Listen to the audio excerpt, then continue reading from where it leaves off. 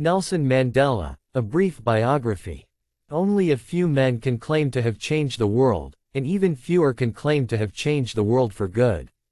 Nelson Mandela belongs to the second category. He was one of those human beings who has earned the right to be regarded as one of the greatest men to have ever walked the earth. For those of you who don't know who Nelson Mandela exactly was, what exactly did he do, and why exactly is he so important, please listen on. Nelson Rolihlahla Mandela was born on July 18, 1918, in the small village of Mvezo in Umtata, which lay on the banks of the Mboshi River. Mandela grew up in the village of Kunu with his mother and two sisters. His childhood there was dominated by Thembu customs and traditions, and he often tended to herds as a cattle boy and spent the majority of his time playing outside along with the other boys. When Mandela was about 7 years old, he was enrolled in the local Methodist school, where his teacher gave him the English forename of Nelson, and when he was only 9 years old, his father passed away due to an unknown illness. Mandela was then entrusted to the guardianship of the Thembu regent, Chief Jongintaba, at Mkekazweni, where they treated him as their own child. He was raised alongside the chief's own son, Justice, and daughter, Nomafu. Mandela would not see his mother again for years. It was decided by Chief Jongintaba that Mandela would become a privy councillor for the Thembu royal house. For that purpose, in 1933, Mandela, aged 15, was enrolled into Clarkbury Methodist High School in Enkobo, in order to begin his secondary education. The high school was a Western-style institution and the largest school for native Africans in Thembuland. In 1937, Mandela, aged 19, enrolled in Healdtown Methodist College, located in Fort Beaufort. It was a college attended by most Thembu royalty, including Chief Jongintaba's son, Justice. In 1939, Mandela, aged 21, joined the University of Fort Hare in order to pursue a BA degree. Mandela stayed in the Wesley House dormitory, where he met Oliver Tambo, who eventually became his close friend and comrade in the freedom struggle. At the university, Mandela became a vocal supporter of the British war effort during the Second World War. At the time, he did not consider European colonizers as oppressors. Instead, he thought of them as benefactors who had brought education and other benefits to South Africa. At the end of his first year, Mandela was suspended from the university for participating in a students' representative council boycott against the quality of food. He never returned to the university to complete his BA degree. On returning to Mkekazweni after being suspended from the university, Mandela found out that Chief Jongintaba had arranged marriages for him and Justice. Both Mandela and Justice were against the idea of being married off, and so the two of them fled to Johannesburg. They arrived in Johannesburg in 1941, when Mandela was 23 years old. After some difficulty, Mandela managed to find work as a night watchman at Crown Mines. This was where he first saw South African capitalism in action. He saw how people, mostly non-whites, were exploited and made to work long arduous hours, in dangerous conditions, for a meager wage. Mandela was eventually fired from the job when the headman found out that he was a runaway.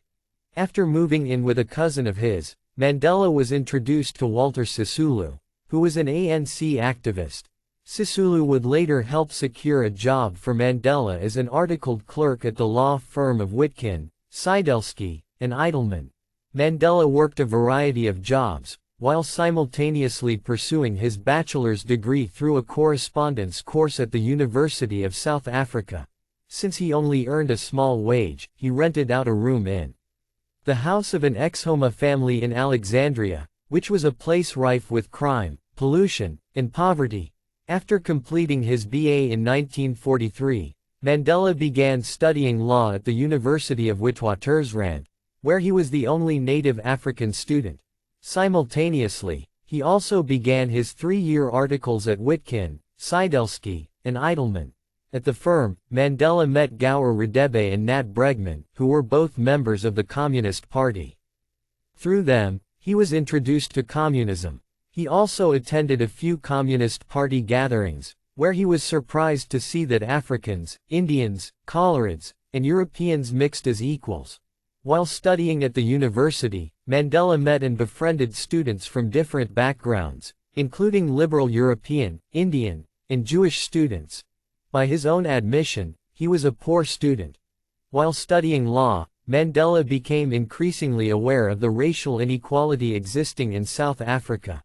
He saw how non-whites were oppressed and subjugated, and segregation based on race was widespread. This sudden awareness prompted him to join the African National Congress (ANC) in order to fight for the rights of the disenfranchised. Mandela was deeply influenced by the views and ideas of Walter Sisulu, Oliver Tambo, and other activists, while they discussed politics at Sisulu's house. In this way, Mandela became more and more politicized. Even though Mandela had many non-blacks and communists as friends, he was of the opinion that black Africans should fight independently in their struggle for freedom and political self-determination. In 1944, the African National Congress Youth League (ANCYL) was formed with Mandela as a member of the executive committee. The purpose of the youth wing was to mass mobilize Africans to fight against oppression and injustice. In October 1944, Mandela married Evelyn Mays, who was a trainee nurse. The couple had first met at Walter Sisulu's house. Mandela and Evelyn initially lived with Evelyn's relatives, and then, later on, moved into a rented house in the township of Orlando. In February 1945, their first child, Thembi, was born. And 2 years later, a daughter, Makaziwe, was born but died of meningitis 9 months later. After Mandela's 3 years of articleship came to an end in 1947, he decided to become a full-time student by subsisting on loans from the Bantu Welfare Trust. In the 1948 general election, in which only whites were allowed to vote, the openly racist Afrikaner Party, known as the Nationalist Party, came into power. The Nationalist Party immediately expanded and enacted the apartheid legislation, thereby officially formalizing it in law. This legislation legally institutionalized systematic racial discrimination in South Africa, where the whites dominated over the people of other races. In this way, the apartheid political system came into existence. Apartheid was a political system that discriminated against human beings on the basis of their race. It was a racist system that advocated and propagated segregation. And, of course, it was the blacks, Coloreds, and Indians who were victims of this political system run by the white minority. Immediately after coming to power in 1948, the Nationalist Party officially formalized the apartheid legislation in law. This legislation institutionalized racial discrimination in South Africa. Basically, racism was made legal. Nelson Mandela and his comrades, Sisulu, Tambo, Pitje, and MDA, guided the African National Congress (ANC) toward a more radical and revolutionary path that had never been taken before. They began advocating boycotts, strikes, and other direct action strategies against the apartheid government. This new militant leadership in the ANC kick-started and stimulated the struggle for freedom and self-determination. Nelson Mandela's increasing involvement in politics distracted him from his law studies. In 1948, after having failed his final year exam 3 times, he left the university without graduating. In 1952, the African National Congress (ANC) began planning for a joint defiance campaign against the apartheid government. The campaign was meant to be conducted with a united front along with communist and Indian groups. A national voluntary board was founded to recruit volunteers. By now, Nelson Mandela no longer believed that native Africans must fight independently for self-determination. He had accepted and advocated the idea of a multi-racial front against apartheid. It was decided that the campaign would follow the strategy of nonviolent resistance influenced by the success and effectiveness of Mahatma Gandhi's campaigns. On the 22nd of June, Mandela addressed a crowd at a Durban rally in order to encourage protests during the campaign. He was later on arrested and briefly interned for this speech. The Defiance campaign was launched on the 26th of June 1952. All across South Africa, the masses performed acts of defiance and civil disobedience in order to provoke the authorities to arrest them and put them in jail. Volunteers burned passbooks which they were made to carry around at all times. Many deliberately entered into areas that were reserved for whites only. And thousands of protesters demonstrated on the streets and conducted bus boycotts. The protesters intended to overwhelm the government by forcing the authorities to carry out large-scale imprisonment. In order to achieve this, volunteers who were arrested refused to defend themselves in court or pay the fine for their release. Instead, they chose to go to prison. These protests and demonstrations were mostly peaceful and nonviolent in nature. But oftentimes the police used violent measures to stop the protesters. Batons were used to beat them down, and on a few occasions, the police opened fire on the protesters, resulting in many deaths and injuries. The ANC's membership grew as further protests took place across South Africa, as the masses began to volunteer in large numbers. The significance of the Defiance campaign lies in the fact that it was the first large-scale, countrywide, multi-racial political mobilization against apartheid laws. And to a large extent, it was highly successful too. The government responded with mass arrests of protesters. In July 1952, Nelson Mandela was arrested again under the Suppression of Communism Act. He stood trial along with 21 other comrades and was found guilty of statutory communism. He was sentenced to 9 months of hard labor. Fortunately, his sentence was suspended for 2 years. In October 1952, Mandela became the president of Transvaal ANC. And in December, he received a 6-month ban from making speeches and attending meetings. As per the ban, he was only allowed to talk to one person at a time, virtually making his presidency pointless and ineffective. During this period, the Defiance campaign slowed down and petered out. The reason why Mandela could practice as a lawyer was because the minimum qualification for entering the profession was an attorney's diploma, followed by 5 years of articles. In 1952, Mandela passed the qualification exams and became an attorney. He began working for the firm Terblanche and Briggish, and then, later on, moved on to working for the firm Hellman and Michel. In 1953, Nelson Mandela and Oliver Tambo opened up their own law firm, Mandela and Tambo. It was the first law firm in South Africa run by native Africans. Mandela and Tambo gave affordable and sometimes even free legal advice to native Africans who could otherwise never have afforded it. This meant that they were constantly in great demand among native Africans, usually belonging to lower income groups. Their clients were mostly people seeking redress and justice from police brutality and other apartheid laws. Unfortunately, Mandela and Tambo's political life regularly interfered with their law practice. They were constantly persecuted and harassed by the government, which hampered their practice. These problems resulted in them losing many of their clients. Finally, in 1960, as Tambo was forced to flee the country and Mandela faced charges of treason, the firm was closed down for good. In 1955, the government declared that all black people from Johannesburg would be relocated to another locality. The masses, led by the ANC, protested against the relocation scheme. But they were unsuccessful in stopping it and the scheme was carried out nonetheless. This event created a change in Mandela's mindset. He came to the conclusion that violent action was needed and necessary in order to end apartheid. Along with the Colored People's Congress, the South African Indian Congress, the Congress of Democrats, and the South African Congress of Trade Unions, the ANC planned and organized a Congress of the People. Together, the multiracial gathering came to be known as the Congress Alliance. The main aim of the gathering was to lay down the vision of the South African people. Toward this purpose, the alliance called on all South Africans to send in proposals for a post-apartheid-era South Africa.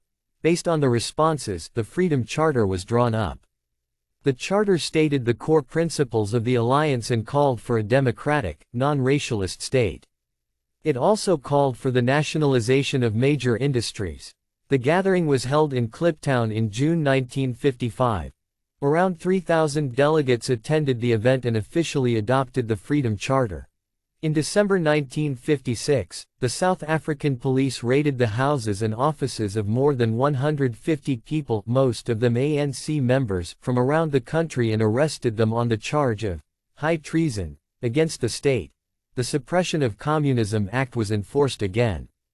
And Nelson Mandela was one of the accused. The accused, who were not based in Johannesburg, were flown there in a military aircraft and held in custody until the preliminary hearing. The hearing was held on the 19th of December 1956 in the Johannesburg Drill Hall. The proceedings were interrupted multiple times due to the noise caused by thousands of black protesters protesting outside the drill hall.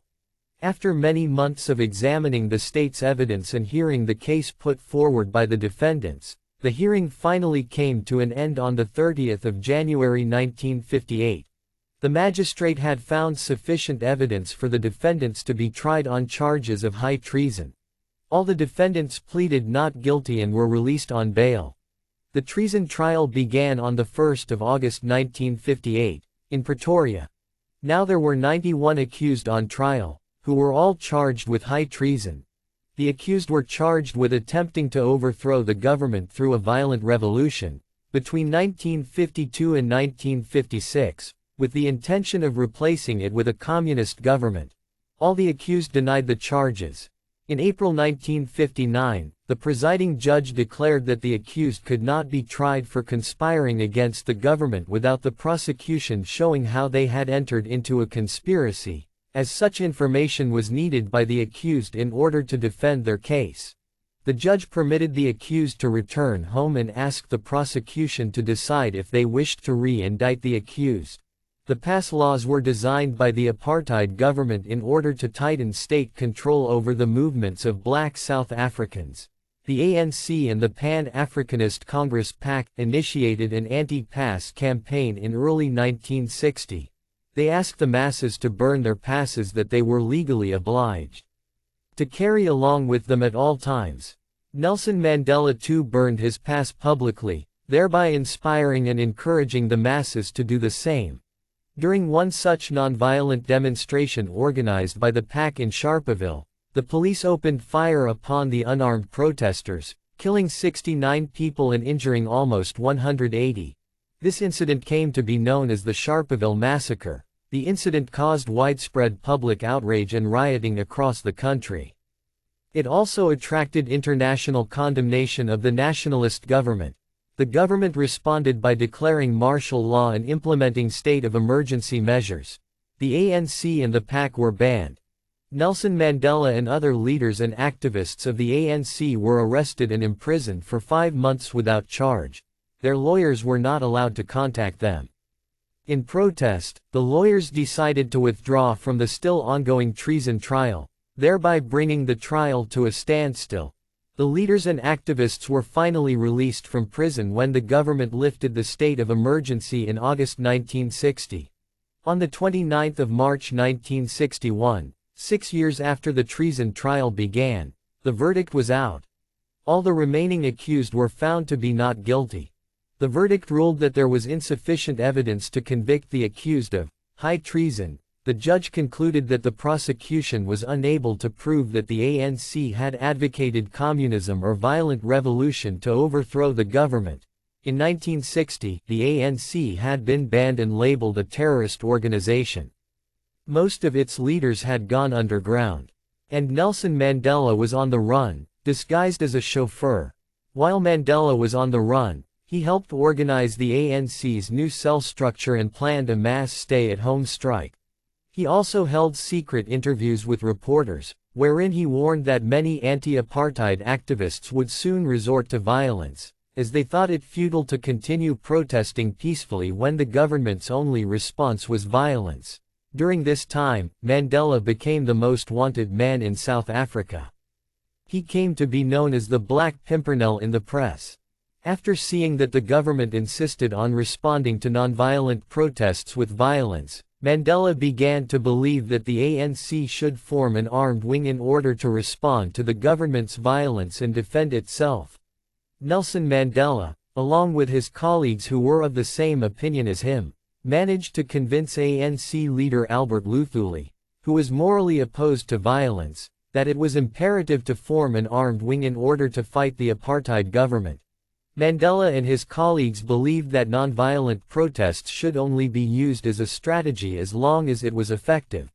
Therefore, in 1961, inspired by the success of the Cuban Revolution, Mandela, Sisulu, and Slovo founded the armed wing of the ANC called Umkhonto we Sizwe, meaning, Spear of the Nation, which also came to be known as MK. MK was declared separate from the ANC, so as not to taint the ANC's reputation of being peaceful and nonviolent. Mandela was appointed as chairman of the MK. He began to read books on guerrilla warfare, written by Marxist icons like Che Guevara and Mao Zedong. He also read books on the Chinese and Cuban revolutions in order to gain ideas and strategies from those movements. The MK's aim was to plan and carry out organized acts of sabotage that would attract the attention of the government, while at the same time avoiding civilian casualties. They decided to bomb telephone lines, power plants, transport links, and military installations at night, so as to ensure that civilians were not harmed.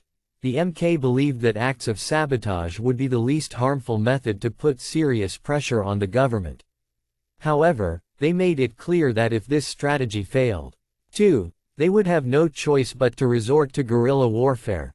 In February 1962, the Pan-African Freedom Movement for East, Central, and Southern African PAFMECSA conference was being held in Addis Ababa, Ethiopia.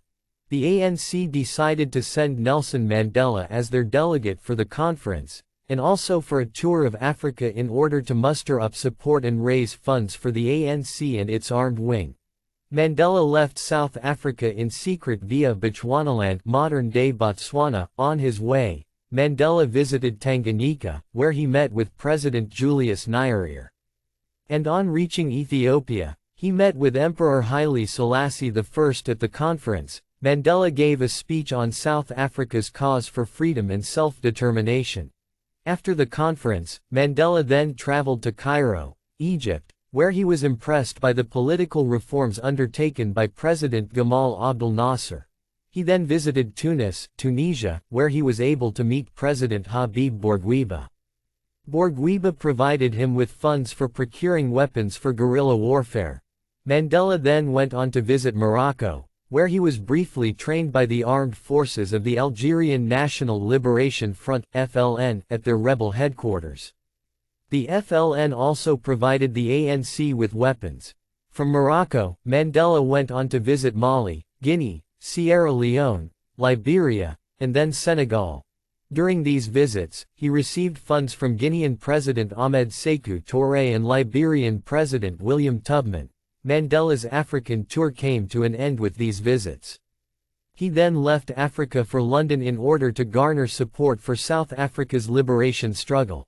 In London, Mandela met other anti-apartheid activists, who sympathized with the South African cause. He also met with leading politicians such as the Labour Party leader Hugh Gaitskell. After a brief stay in London, Mandela returned to Africa, where he began a 6-month course in guerrilla warfare in Ethiopia. But eventually, he was only able to complete 2 months of training before being called back to South Africa by the ANC's leadership. On 5 August 1962, while driving to Johannesburg, disguised as a chauffeur, Nelson Mandela was arrested along with fellow activist Cecil Williams near Howick. Mandela was charged with advocating and inciting workers' strikes and leaving the country illegally, without permission. Mandela's trial began in October. He showed up for the proceedings wearing a traditional karos, a cloak made of sheepskin or with the hide of some other animal, with the hair still left on, while many supporters protested outside the court. Mandela decided to use the trial to emphasize the ANC's moral opposition to racism. During the proceedings, he refused to call on any witnesses and turned his plea of mitigation into a political speech against racism and apartheid. Nevertheless, Mandela was found guilty and sentenced to 5 years imprisonment. In July 1963, the police conducted a raid on Liliesleaf Farm, where Mandela was briefly based while in hiding. The police uncovered paperwork documenting the MK's activities, several of which had Mandela's name mentioned in them. Mandela, along with 10 other comrades, was arrested and charged with sedition of the government, and with 4 counts of sabotage and conspiracy to violently overthrow the government. Thus would begin one of the most famous trials in history, the Rivonia trial. On the 9th of October 1963, the Rivonia trial began. But the presiding judge soon discarded the prosecution's case due to insufficient evidence. The prosecution then reformulated the charges and presented their case from December 1963 until February 1964, calling 173 witnesses and bringing thousands of documents and photographs to the trial. 4 of the accused completely denied involvement with the MK, Nelson Mandela, and 5 other accused admitted to the charges of sabotage but denied that they had decided to start a guerrilla war against the government. The accused used the trial to highlight their cause. During the defense proceedings, Mandela gave a 3-hour speech from the dock, which was inspired by Fidel Castro's "History Will Absolve Me" speech. Mandela's speech came to be known as the "I am prepared to die" speech. At the end of the speech, Mandela uttered the following words: "During my lifetime I have dedicated myself to this struggle of the African people. I have fought against white domination, and I have fought against black domination. I have cherished the ideal of a democratic and free society in which all persons live together in harmony and with equal opportunities. It is an ideal which I hope to live for and to achieve. But if needs be, it is an ideal for which I am prepared to die." These words of his have become immortalized today. The speech and the trial had been widely reported in the press despite official censorship, gaining international attention. On the 12th of June 1964, Mandela and his comrades were found guilty and sentenced to life imprisonment, even though the prosecution had tried for the death sentence to be applied. Obviously, the verdict came as a huge relief to them. In his autobiography, Mandela admitted that he and his comrades were expecting the death penalty, and were surprised to have received life imprisonment. Mandela was only 46 years old when the sentence was passed. He was sent to the infamous Robben Island, where he would spend the next 18 years of his life. After the verdict of the Rivonia trial in 1964, Nelson Mandela and his comrades were transferred from Pretoria to Robben Island prison. There they were isolated from the non-political prisoners in a separate section. Mandela was kept in a concrete cell measuring 8 feet by 7 feet and slept on a straw mat. The political prisoners were forced to work at the limestone quarry, under the harsh sun, for years. Working at the quarry had some serious consequences. The reflecting sunlight affected Mandela's eyes, and the alkaline nature of the limestone burned his tear glands, which meant that he was unable to shed tears later on in life. At first, Mandela was classified as a Class D prisoner. He was permitted only 1 visit and 1 letter every 6 months, and the letters were heavily censored. Conditions in the prison were poor, and Mandela and his comrades held hunger and work strikes in order to improve prison conditions. Mandela used his time in prison to forge relationships with political prisoners belonging to other parties, such as the PAC and the Yu Kai Chan Club. Together they all formed a group representing all political prisoners on the island. During this time, Mandela also began working on his LLB degree through a correspondence course from the University of London. He also spent his free time reading books on diverse topics. He read biographies, historical books, novels, and other works of literature. On a few occasions, Mandela was even kept in solitary confinement for either organizing strikes or for smuggling in newspapers which were forbidden. While on the island, Mandela lost his mother and his firstborn son, Thembi. On both occasions, he was forbidden from attending the funeral. In 1975, Mandela began writing his autobiography. Unfortunately, the prison authorities discovered the manuscript and revoked his study privileges for 4 years, thereby bringing his LLB studies to a halt. By 1978, the campaign to free Nelson Mandela had gone international. He was awarded numerous international awards and honorary degrees from across the globe. In 1980, a Free Mandela, international campaign was launched, which led the UN Security Council to call for his release. However, the government still refused to release him. And ironically, the US government, led by Ronald Reagan, and the UK government, led by Margaret Thatcher, still considered the ANC a terrorist organization. In 1982, Nelson Mandela, along with Walter Sisulu, Ahmed Kathrada, Raymond M. H. Laba, and Andrew Mlangeni, was transferred to Pollsmoor Prison in Tokai, Cape Town. At Pollsmoor, the conditions were much better than at Robben Island. Mandela developed a good relationship with the prison's commanding officer, Brigadier Monroe. He was now permitted 1 letter a week and was able to correspond more freely. He was also allowed to maintain a garden. Mandela began to have secret meetings with the Minister of Justice, Kobe Coetzee. Negotiations were organized between Mandela and a team of 4 government officials. The team asked Mandela and the ANC to permanently renounce violence, end ties with the Communist Party, and not insist on majority rule. And in return, the government promised to release all political prisoners. Mandela rejected these conditions.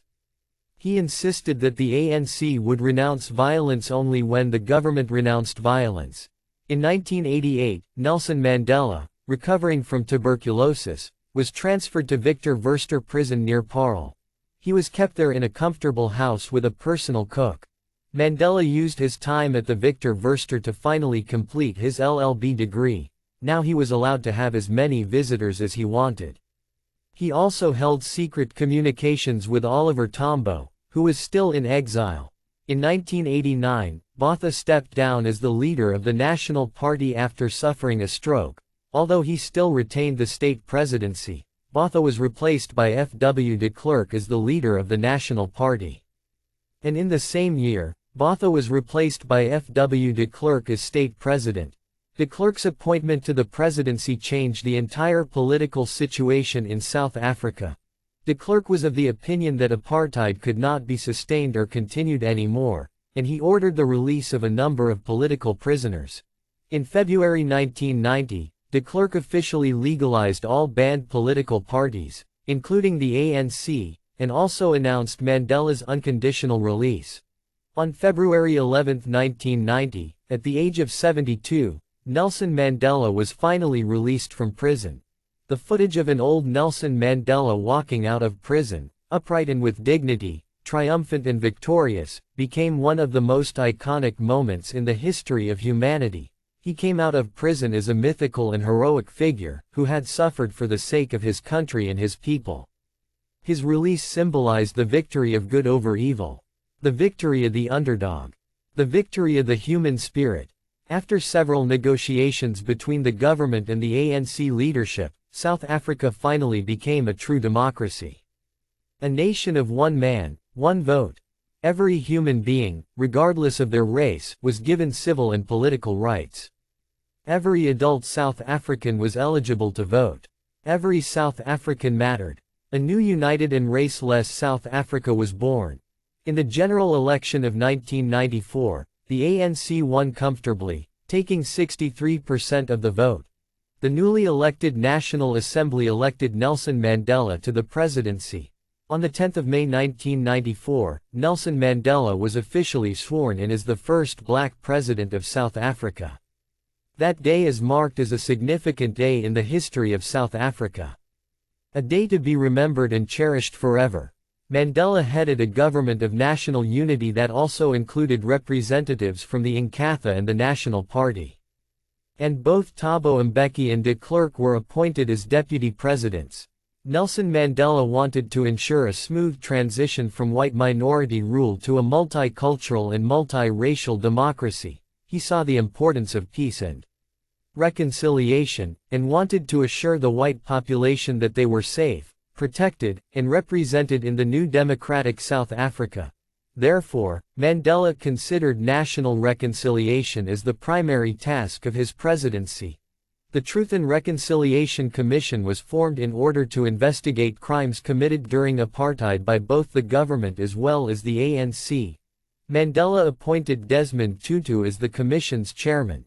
In 1997, Nelson Mandela stepped down as ANC president. He was replaced by Thabo Mbeki. In 1998, aged 80, Mandela married Graça Machel, who was the widow of Mozambique's former president Samora Machel. On the 29th of March 1999, Mandela gave his farewell speech in Parliament, just before the 1999 general election. And in June of that year, Mandela officially stepped down as the president of South Africa and retired from active politics. After retiring from politics, Mandela dedicated his time to working with the Nelson Mandela Foundation, which focused on school construction, rural development, and creating awareness about HIV/AIDS and combating it. On the 5th of December 2013, aged 95, Nelson Mandela passed away after suffering from a prolonged respiratory infection. President Jacob Zuma announced 10 days of national mourning. The 8th of December was declared a national day of prayer and reflection. On the 10th of December, a memorial service was held at Johannesburg's FNB Stadium. And on 15th December, a state funeral was held in Mandela's home village of Qunu. The father of South Africa was no more. The great man was gone, and the world mourned his death. The death of Nelson Mandela was not just a great loss to South Africa, but to humanity as a whole. Mandela stood for freedom, liberty, and human rights. He stood for peace and unity. And most of all, he epitomized the image of a selfless and humble leader, who represented the cause of humanity. My opinion of Mandela is similar to the majority of the people who know of him. A great man with virtues and vices. A man of unparalleled humility. People had made him a demigod, and yet he insisted on remaining the humblest of human beings. Mandela forgave his enemies, and he pleaded with his people to do the same. He knew and understood that in order for South Africa to move forward, its people must unite regardless of what race they belonged to. He was a lesson in humility, resilience, and strength. A lesson in greatness. And I believe that he is rightly regarded as one of the greatest men to have ever lived.